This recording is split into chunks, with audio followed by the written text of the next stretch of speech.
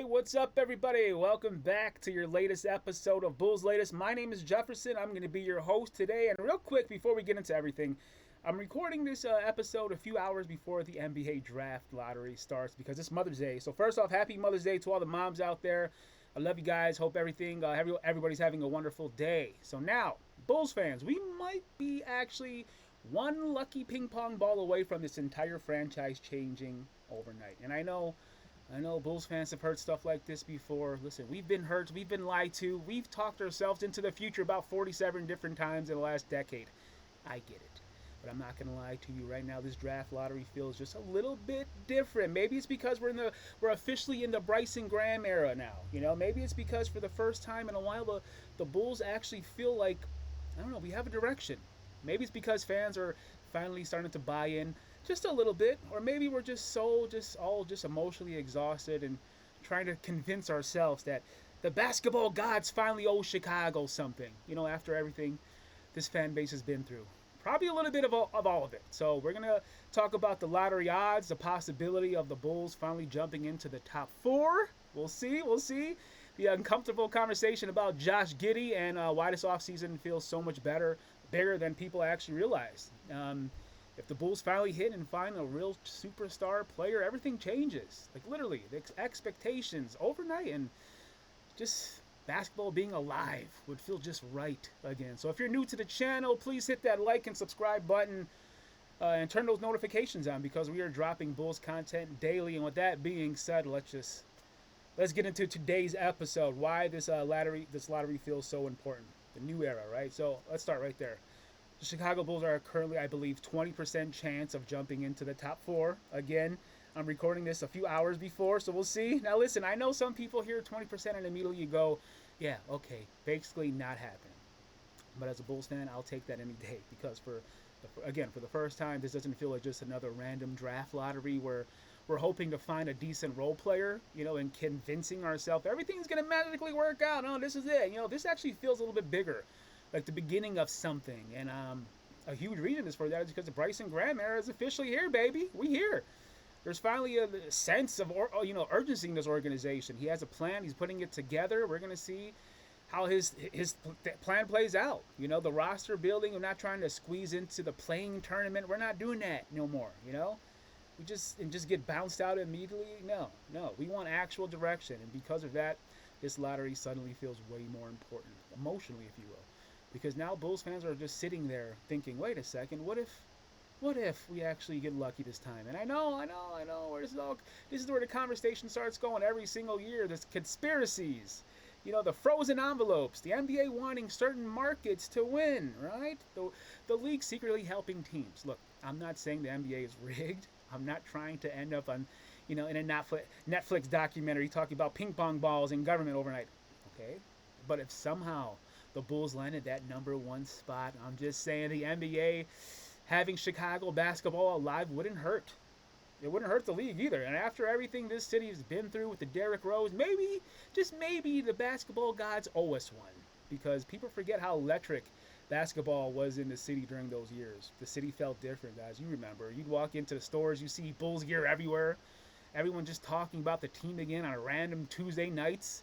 Actually felt important, those games. That energy matters. And I miss that here. I miss that feeling more. That important where the city actually, it matters, So that's why, again, this lottery feels emotional for a lot of fans right now. It's because of somehow we jump into that top four. Now we're talking about a franchise-changing talent, entering a franchise that actually finally feels like this leadership structure, patience, and actually long-term version is about to pay off. We'll see. And yes, and I know most likely outcome, we're probably going to just stay at number 9. I understand that. We'll see. Bulls fans know disappointment better than anybody. So we've basically got a master degree in that, right? On all sports. But listen, that's the hope right there. And right now, for the first time, fans can actually feel hopeful again. Cautiously hopeful. We're definitely still traumatized. I get it, but hopeful. And, we'll see. If I come back later after Mother's Day, see if we get the number 1 overall pick, I genuinely might start believing, remember, Chicago actually exists again and have a winning basketball here. But, let's move on to the next subject here. I want to talk to you guys about if this like first of all, if this team is finally going to figure things out, it's not just going to happen because of one lottery pick. Let's just get that straight, right? We know it's going to take a lot in developing players. That's why this roster, under the other new regime under Bryson Graham, it starts there, And I keep coming back to this. His entire philosophy is built around development, not just finding, you know, talent, actually growing it, and that's what's exactly what this current Bulls roster needs right now. Because this team isn't finished. This isn't some ready-made contender that's just one veteran move away from making a finals run. No. This team has a bunch of young players that still need some time to figure out who they are. And that's why like someone like Bryson Graham makes so much sense here. Okay, look at Modest Buzelis. You can see the talent. You can see the upside. You can see those flashes, and you start thinking, okay, this kid, he's special, but he's still raw, and he still needs that development and structure. So you get the right people behind him, and that's the true. We'll see what we got in that guy. And then you keep thinking about Noah Essengate too. Like, we have no idea what this dude is going to become. He barely touched the ball last year, and apparently he grew again over the summer. So we'll see we'll see. Maybe the Bulls are in a better position than AK actually left us in. We'll see. We don't know yet. But it's going to take some time. You're actually going to give young players some time to grow instead of just, panicking every 5 minutes trying to chase the 8th seed. That's such a huge difference being good. Now, NBA teams don't just find talent, right? They develop it. Look around the league. Okay, you see OKC, they develop those guys. Orlando, Houston. They're guys that's how you build something real. And Bulls fans can handle, again, we can handle a rebuild if they believe there's a purpose behind it. That's always have been the issue here. It wasn't losing that frustrated people. It was feeling stuck, like the team never fully picked a direction. But now this finally feels like a team that understands what is a young roster, a development project, right? A team that still needs time.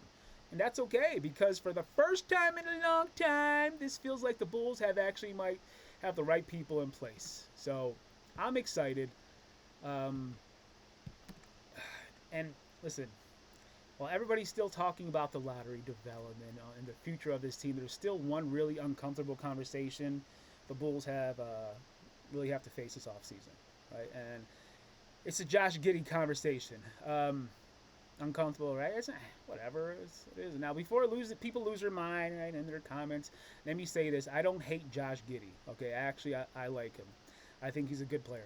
I really do. I think he can help you win games during the regular season.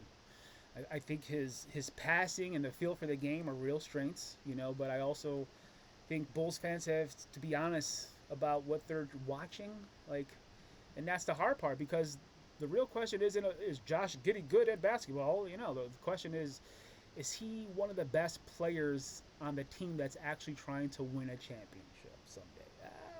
I don't know if that's the answer is yes. That doesn't make him a bad player. It just means there's a difference, right, between a good player and a franchise-changing star. And right now the Bulls don't have that guy. But, when you watch the teams left in the playoffs everywhere, most of them have that dude on there that can completely take over everything, and that's the part. Can Giddey be that guy? He has the physicality. He's big, but there's some weaknesses showing up too. His defense becomes an issue, as there's sometimes a lack of explosiveness, shows off the ball a little bit. That gets a little awkward sometimes. And again, none of this is saying the guy stinks, right? I'm just saying if the Bulls are really serious about building a contender, you have to be willing to have these conversations. And I don't know if anybody on the roster should really be completely off limits right now besides Montas. Obviously, that's the one guy I look at him, think like, okay, that's the piece I'm betting on. Everybody else, I think you at least have to listen, because the real goal here isn't just to build a team that has 41 game wins, and get excited about the tournament play every year. No, the goal is to find a real superstar, someone that changes the entire direction of the franchise. And that's why this draft feels so important, because if somehow the Bulls land in that top 4, you're talking about a different level talent entering this organization. That's how it changes everything overnight. And again, I know I'm recording this a couple hours before you guys probably watching this already know what's going on in the draft, and Well, I'm excited. Good vibes only, right? This is the first time, like in a while, where the lottery feels fun again. Yes, definitely stressful, but fun. But for the last few years, it felt like the Bulls fans were just watching this team just kind of wander around without a real plan. Like one year, it felt like they wanted to compete. The next year, it felt like they wanted to get younger, and then they make that move that everybody was confused about. Like it never really felt a clear vision. And now, for the first time in a long time, it actually feels like this organization knows what it wants, and that's the difference, right? We got the new front office voice. We're going to have a young core of people here starting to get excited about it, and an actual emphasis on development and patience. You can feel the energy shifting, guys, a little bit. And having Tony Kukoc representing the Bulls at the lottery, it just feels right, too. Maybe it's the 90s nostalgia in me, but when you see somebody like Tony there, it reminds you of, like, how big basketball used to feel in this city. Those were the times, man. Those teams meant everything here. The Bulls weren't just a team back then. They were part of Chicago. And I think that's why so many fans are so desperate to feel that again. We miss meaningful basketball here. We miss games with real expectations. We miss that feeling like Bulls fans actually matter again in the NBA.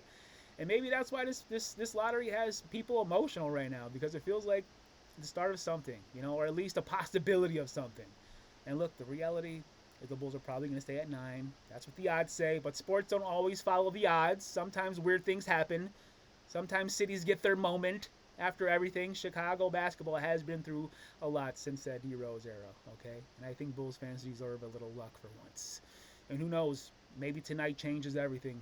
Maybe we're about to watch the Bulls walk away with a franchise player, or maybe we're all going to be back here later tonight or tomorrow, talk to ourselves with the 9th pick, which is great. Also, we'll see. This draft is stacked, but that's gonna do it for us today.